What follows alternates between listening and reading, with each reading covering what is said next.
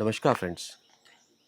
आज कन्या राशि पर चर्चा है और सितंबर के महीने में कन्या राशि को, जैसे कि वीडियो का टाइटल है, कलश की प्राप्ति, धन के कलश की, अपार संपदा और बहुमूल्य रत्नों की प्राप्ति हो जाए, इस प्रकार का भाव लिए हुए ये एक महीना आपके लिए रहने वाला है। देखिए, इसका कारण बनेगा सबसे पहले तो आपकी राशि स्वामी पर उच्चता को प्राप्त होकर के बुध महाराज पहुंच जाएंगे, जो कि एक भद्र महापुरुष नामक, पंच महापुरुष नामक योग में से एक योग बनाएंगे।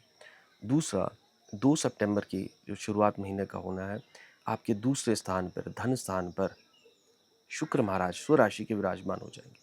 देखिए, धन का अंबार लगाने की प्रबल परिस्थिति है। दूसरा स्थान धन का होता है, वाणी का होता है, कुटुंब का होता है, हमारी कंजम्पशन का होता है, मतलब भोग का भी हाउस सेकंड हाउस ही है। हालांकि इस हाउस को मारक भी कहा जाता है। तो अगर इस स्थान के स्वामी की आपको दशांतर दशा चल रही है, तो उसको मारक की दशा कहा जाता है। तो उसमें विशेष तौर पर अपने स्वास्थ्य का ध्यान रखा जाता है। परंतु आज चर्चा है दूसरे स्थान पर विराजमान स्वराशि के शुक्र की, जो कि अपार धन संपदा आपको देने का योग 2 सितंबर से बना रहा है। इसी योग में सबसे पहले आपकी नौकरी बदलने का पूर्ण रूप से जो है वो यहाँ पे चांसेस नज़र आ रहे हैं। बहुत अच्छी परिस्थिति में आप अपना रोजगार परिवर्तन करेंगे। दूसरे हाउस का शुक्र भोग, जैसे मैंने कहा, संसाधन कंजम्पशन का जो हाउस होने की वजह से प्रकृति के या हमारे समाज के, हमारे राष्ट्र के, या जिस भी परिस्थिति में आप रहते हैं, जैसा भी आपका प्रवेश है, उस परिस्थिति में जो सबसे अच्छी चीज़ों का भोग है, वो मिलने की प्रबल संभावना है। वस्त्र, आभूषण, घूमने जाना हो, या और भी परिस्थिति में, जो भी परिस्थिति में अपने आप को आप भोग से संबंधित विषयों में पाते हैं, वो इस महीने आपको प्राप्त होंगे। बहुत अच्छा गोचर है। जो आप मांगेंगे वो इस समय आपको प्राप्त हो, ऐसा ग्रहों का योग बना हुआ है। और वहीं बुध महाराज की परिस्थिति भद्र महापुरुष नामक योग बनाने से इस महीने आपकी नौकरी में, आपके रोजगार में, आपके करियर में बदलाव की परिस्थितियां प्रबल रूप से दर्शा रहा है। नौकरी आपकी चेंज होगी। और ये जो बुध होते हैं, जब भद्र महापुरुष नामक योग बनाएंगे, तो जीवन में भद्रता आती है। सबसे पहले तो कॉमर्स, ट्रेड, व्यापार, वाणिज्य, ये फलता फूलता है। पैसे आने लगते हैं, शेयर मार्केट्स में गेन होने शुरू हो जाते हैं। कम्युनिकेशन से जुड़े हुए प्रोफेशंस पे लाभ होता है, आईटी सेक्टर से लाभ होता है, कोई गुड न्यूज़ मिलती है। इस समय भद्र महापुरुष नामक योग का मतलब कोई सज्जन व्यक्ति, कोई देवतुल्य व्यक्ति, कोई आध्यात्मिक व्यक्ति, कोई बहुत अच्छा रिलीजियस पर्सन आपके जीवन में आए, ऐसा योग कन्या राशि के जातकों को बनेगा। इसी योग में बुध महाराज की दृष्टि सप्तम स्थान में रहने वाले से कम उम्र के व्यक्तियों से, कम उम्र के जातक या जातिकाओं से आपकी मुलाकात हो सकती है, संबंध बन सकते हैं, रिलेशनशिप आपके बनते हुए नजर आएंगे। तो ये बुध महाराज की कृपा आपको साक्षात यहाँ से प्राप्त हो, ऐसा योग यहाँ बनेगा। शुक्र महाराज नई मित्रता की ओर इशारा कर रहे हैं। वहीं शुक्र महाराज आपको जो है वो करियर में, जॉब में आपको लाभ दिला रहे हैं। घर परिवार कुटुंब के सदस्यों में आपस में सामंजस्य बैठ जाएगा। विशेष तौर पर भाइयों में अगर कोई परेशानी है, झगड़ा है ज़मीन को लेकर के, वाहन भूमि को लेकर के, तो उससे भी आपको जो है राहत मिलने का पूर्ण योग बन रहा है। और फिर इसी महीने की 17 तारीख को, 17 सितंबर को सूर्य महाराज राशि परिवर्तन करके आपकी राशि पर विराजमान हो जाएंगे, कन्या राशि में। ये एक बहुत अच्छा गोचर है, क्योंकि 12वां सूर्य विशेष तौर पर अपयश देता है, बदनामी देता है, डिफेम करता है, और कहीं ना कहीं सरकार से, पिता तुल्य व्यक्तियों से, सीनियर से परेशानियां बनाता है। तो अब उससे बाहर निकलने का समय आ गया है। जो आत्मविश्वास आपका कमज़ोर चल रहा था, तो 17 तारीख के पश्चात आत्मविश्वास में बढ़ोतरी होगी, और उसके दम पर आपका प्रताप फैलेगा। आपका व्यक्तित्व इस प्रकार से निखरता हुआ नजर आएगा कि जिसके भी समीप आप जाएंगे, वो आपके कार्यों को बिल्कुल हाँ कर देगा। तो कहीं अप्लाई करना हो जॉब के लिए, किसी को आवेदन करना है, किसी से मिलने जाना है, तो 17 सितंबर के बाद का समय प्रबल रूप से आपको फेवर कर रहा है। यही महीना आपके लिए कुछ नया स्किल सीखने के अवसर भी लाएगा, क्योंकि सूर्य महाराज प्रकाश हैं। तो प्रकाश का मतलब होता है नॉलेज, ज्ञान। तो ये ज्ञान या नॉलेज, या जो आपका पढ़ने का कुछ ना कुछ इस महीने अवश्य आपके साथ जो है सूर्य महाराज कराते हुए नजर आएंगे। इसी महीने की 18 तारीख को मंगल महाराज बृहस्पति के साथ मिलन करेंगे, कर्क राशि में, आपके लाभ स्थान में। हालांकि ये मंगल नीच के हैं। नीच का मंगल 11वें भाव में जो होता है, वो हमारी लोअर जो टांगों का निचला हिस्सा होता है, एंकल घुटने के नीचे वाला, वहाँ पर शिन रीजन जिस पे चोट लगने के अवसर या परिस्थितियाँ उत्पन्न करता है, तो स्वास्थ्य से उसका आपको ध्यान रखना है। परंतु बृहस्पति उच्च के हैं, तो यही नीच का मंगल बृहस्पति जी के मिलने के साथ आपको लाभ दिलाएगा जमीन से, रियल एस्टेट से, भूमि से, वाहन से, भाई बहनों से, और crude oil, natural gases, mines and minerals, इन सब से संबंधित काम करते हैं, कृषि से संबंधित काम करते हैं, भूगर्भ से निकलने वाली चीज़ों से संबंधित कार्य करते हैं। कन्या राशि वालों को इस समय आपको विशेष लाभ होगा। ये समय गृहिणियों के लिए सबसे सर्वोत्तम समय रहने वाला है। शुक्र महाराज बहुत अच्छी परिस्थिति में है, बुध भी केंद्र में बैठ गया है, तो घर में जो सुख समृद्धि है वो वापस लौट करके आएगी। आपका स्वास्थ्य अच्छा रहने वाला है। घर परिवार में अगर कोई चिड़चिड़ापन है या कोई झगड़ा है, अनबन है किसी भी परिस्थिति को लेकर के, क्योंकि सूर्य 12वां था तो आत्मविश्वास में कमी थी, सूर्य 12वां था तो बदनामी का योग बन रहा था। तो अब ये सभी के सभी जो है शुभता की ओर बढ़ेंगे, तो आपको यहाँ से भी लाभ होता हुआ नजर आएगा।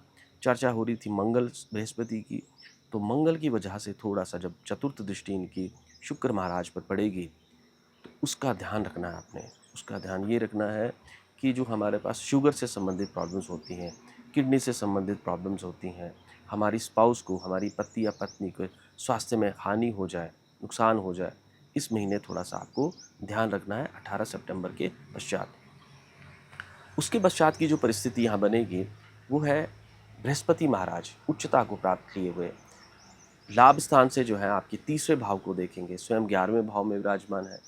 तो यात्राओं के लिए, जर्नी के लिए, ट्रैवलिंग के लिए सबसे सर्वोत्तम समय है, और ये एक आध्यात्मिक दृष्टि से आपके लिए बहुत अच्छा यात्राओं का समय बनेगा।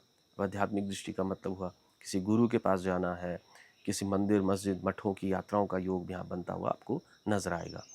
और इसी समय पर तीसरे स्थान पर दृष्टि रहने की वजह से, जैसे मैंने कहा, भाई बहनों से संबंध अच्छे सुधरेंगे, यात्राएं हो रही हैं। तीसरा, गुड कम्युनिकेशन, अच्छा शुभ संदेशा, आपको कोई जो ऐसी उम्मीद या ऐसी न्यूज़ आप एक्सपेक्ट कर रहे थे वो इस महीने आपको मिलने वाली है जो शुभ है। तो ये नौकरी के लिए हो रही है, या आपकी जॉब के लिए हो रही है, ये आपके करियर के लिए हो रही है। सबसे सर्वोत्तम परिस्थिति इस समय है। हालांकि इस समय बृहस्पति महाराज धनु नमांश में गोचर कर रहे हैं, परंतु शनि महाराज की दृष्टि जो है वो, बृहस्पति महाराज की दृष्टि शनि पर पड़ने की वजह से ये वो समय होने वाला है जहाँ पर आपके जीवन में जो अवरुद्धताएं हैं, जो परेशानियां हैं, जो झंझट झमेले हैं, वो समाप्त हो जाएंगे। नवम दृष्टि में जैसे ही शनि महाराज बृहस्पति के हैं, इस समय मंगल का भी उनके साथ बल है, तो शनि महाराज विशेष तौर पर जो आपके दाम्पत्य जीवन में नीरसता पैदा कर रहे थे, कोल्डनेस पैदा कर रहे थे, परेशानियां दे रहे थे, उससे बाहर निकलने का समय यहाँ पर प्रशस्त हो गया है। बहुत ही अच्छी परिस्थिति में इस समय आपका व्यापार आगे बढ़ेगा।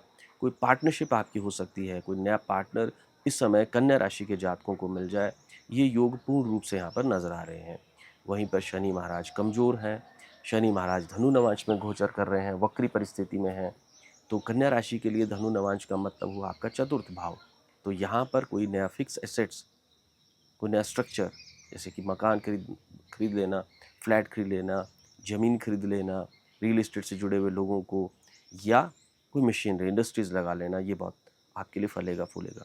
और यही वो समय होगा जब गृहिणियाँ घर गृहस्थ के बोझ से जो दबी हैं, कोई रिकॉग्निशन नहीं है कार्य का, आपके कार्य की सराहना होगी। शनि महाराज न्याय करते हैं, तो घर गृहस्थ को लेकर के जो विकट परिस्थितियाँ होंगी उससे भी बाहर निकलने का समय कन्या राशि वाले जातकों को मिलेगा। आपका 12वां भाव और छठा भाव एक प्रकार से जकड़ा हुआ था, बंधन में, कार्मिक नॉट में। राहु और केतु वहाँ पर विराजमान है, और राहु महाराज की परिस्थिति आपके छठे भाव में, करियर के भाव में शत्रुता देती है, धोखा मिलने की संभावनाएं बनाती है, सबॉर्डिनेट्स परेशान करते हैं, और हमारे साथ जो काम करने वाले जितने भी अधीनस्थ कर्मचारी होते हैं वो हमें कहीं ना कहीं पीठ के पीछे धोखा देते हैं। जॉब में कहीं पे भी आपका मन इस समय नहीं लग रहा होगा, परंतु अब ये काल सर्प दोष भी समाप्त हो गया है। शुक्र, सबसे पहले शुक्र ने, फिर बुध और सूर्य महाराज ने इस एक्सिस को, इस धुरी को तोड़ देना है। उसके पश्चात जो जीवन में एक बंधन आप महसूस कर रहे थे, शैया सुख नहीं है, कंफर्ट नहीं है, लग्जरी नहीं है, कार्य क्षेत्र में परेशानी, दिक्कत है, उससे बाहर निकलने का ये समय यहाँ पर प्रशस्त होगा। ये महीना अपने आप में बहुत योगकारी महीना है। 27 सितंबर के पश्चात जो अश्विन मास का कृष्ण पक्ष आरंभ होगा, इसको श्राद्ध पक्ष भी कहा जाता है। पितरों के नाम पर उनके निमित्त जो है वो श्राद्ध किया जाता है, तप तर्पण किया जाता है, जो है वो अन्न का दान किया जाता है, भोजन वस्त्र का दान किया जाता है। तो वो सबसे सर्वोत्तम समय है यहाँ पर अपने लाभ कमाने के लिए।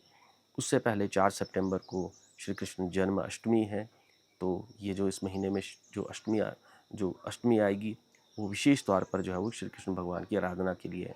और आप एक चीज़ और देखिएगा, इस महीने पर जो दशावतार है विष्णु के, उसमें वराह जयंती भी इस महीने में है। और साथ ही साथ जो है 10 तारीख को जो है वो कुशा गृहिणी अमावस्या है। ओम हूं फट स्वाहा, इस मंत्र का जाप करके कुशा को ग्रहण करना चाहिए। 14 सितंबर को विशेष तौर पर आपने ध्यान रखना है, वो कलंक चतुर्दशी है, चतुर्थी है। तो कलंक चतुर्थी पर चंद्र दर्शन नहीं किया जाता है, निषेध होता है, बदनामी हो जाती है, कलंक लग जाता है। तो इन सभी चीज़ों का आप इस महीने विशेष तौर पर ध्यान रखिएगा, तो आपको जो है वो विष्णु जी की विशेष कृपा इस समय प्राप्त हो, ऐसा योग यहाँ बन रहा है। धन्यवाद।